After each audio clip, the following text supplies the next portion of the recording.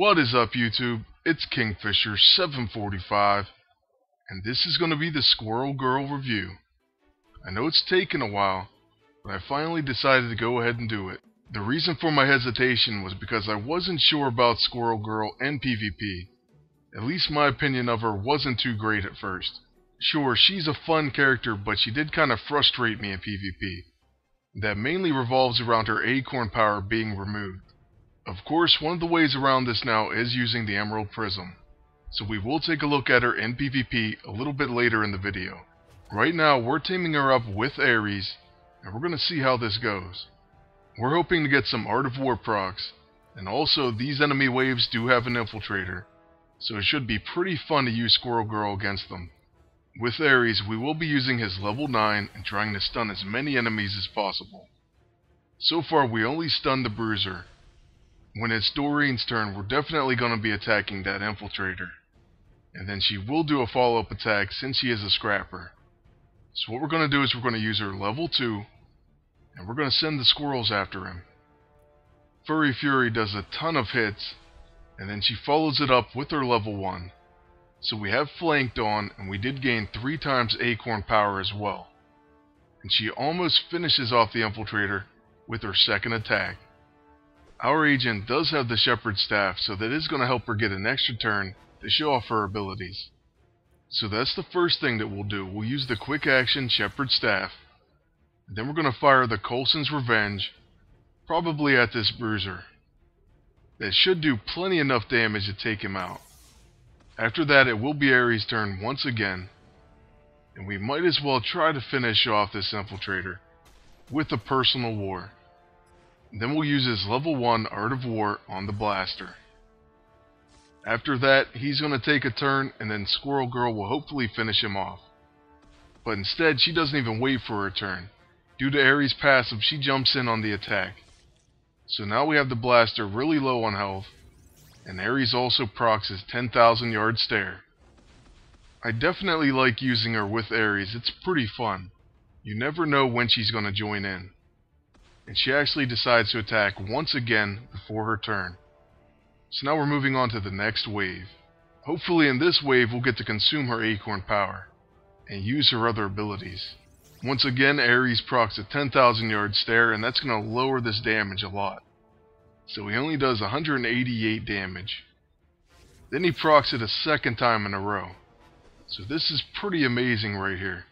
He usually doesn't get it that many times in a row. Squirrel Girl once again joins in and just outright almost kills that infiltrator.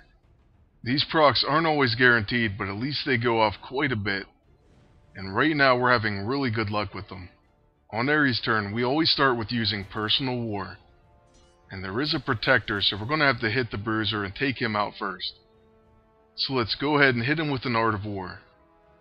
And right after we use Art of War, we're going to get another turn, and we'll use Art of War a second time. This will add to the bleed and the hemorrhaging damage. And as soon as we say things like that, Squirrel Girl goes ahead and attacks again, this time with a coordinated attack. But that Art of War will finish him off, and now we're going to get 2 turns with Squirrel Girl. We're going to be using Nuts to this and start consuming her acorn power. So this will heal her, unless it misses, and it's going to start giving her stacks of nutty. So this can kind of be a pain, especially if she starts missing, which she does a pretty decent amount of times. Like there you go, there's a miss right there. But the heal is nice, and also of course to get a chance to gain an extra attack. Not to mention the buff that it does to her level 9. And we'll show you that move pretty soon. Now after attacking with Furry Fury once again, we're going to do a follow-up attack. And Ares would join in, but we're not going to need him.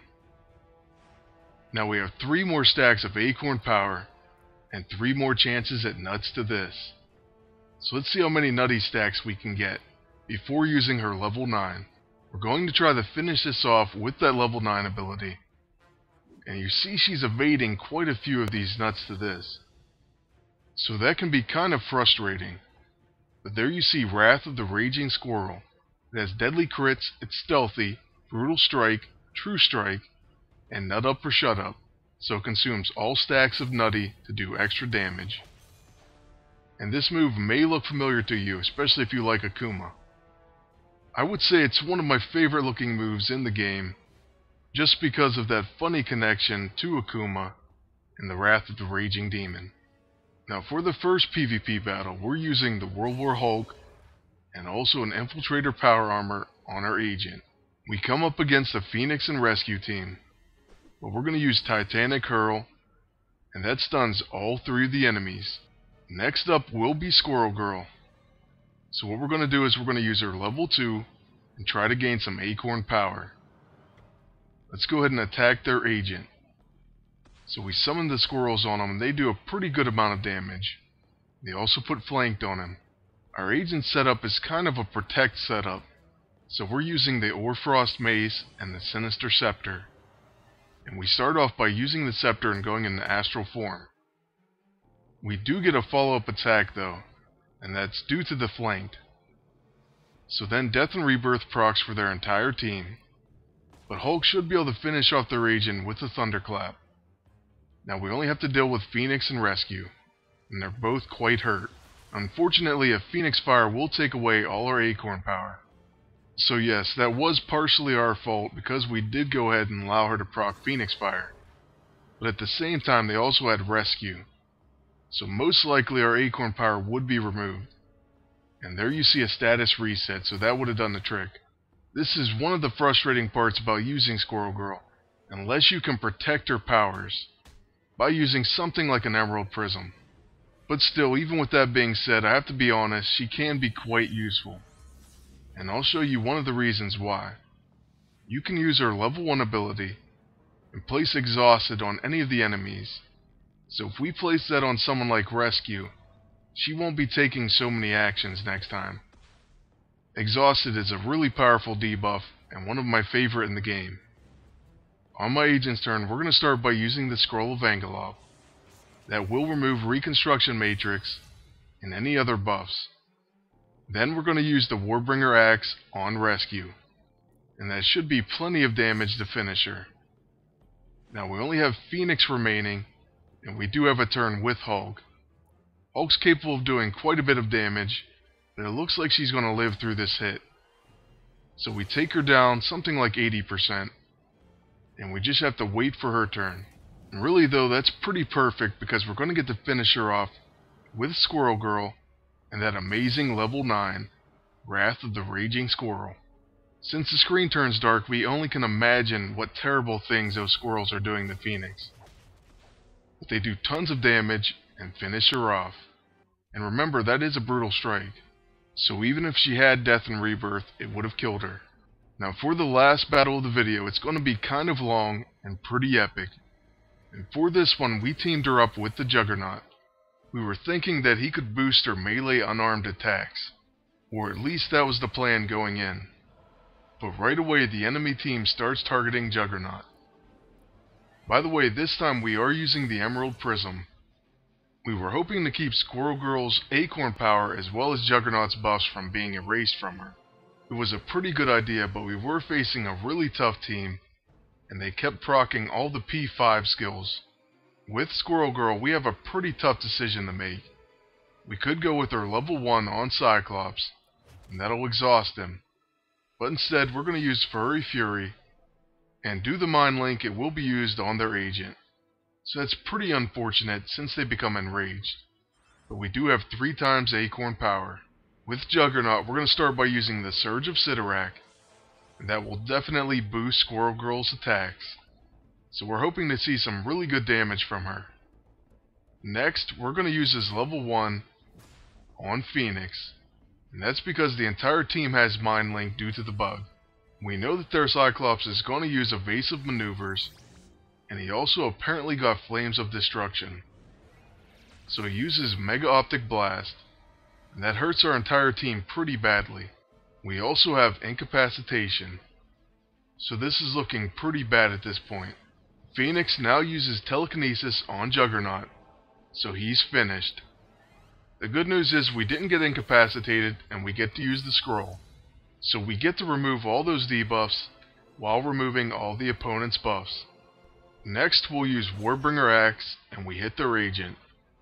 So that does a really good amount of damage, and we get a follow-up attack since they have flanked. This will, of course, proc Death and Rebirth. So their entire team gets healed. And let me just say, I can't wait until they fix that bug.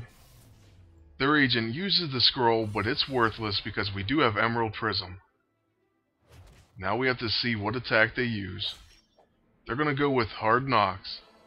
So that takes our agent down, but he does live due to the mace. He also gets to use Combat Reflexes. So that counterattack will finish their agent with a massive overkill. Now on Squirrel Girl's turn, we're definitely going to use Nuts to this and use up all that acorn power. It also will heal her. Unfortunately, she evaded the second one, but 2 out of 3 do work.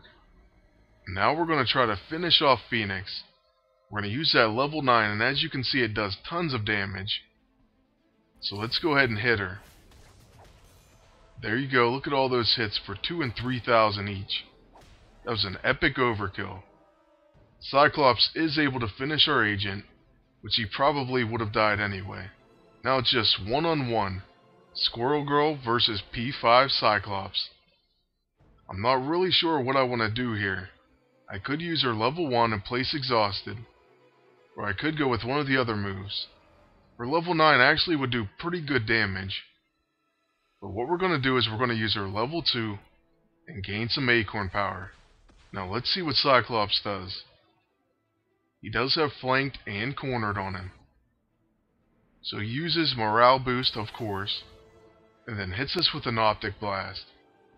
We're thinking that we can finish him off on this turn. So we start by using Nuts to this, and we'll be using that 3 times. So far so good, we're 2 for 2. And she actually gets all 3.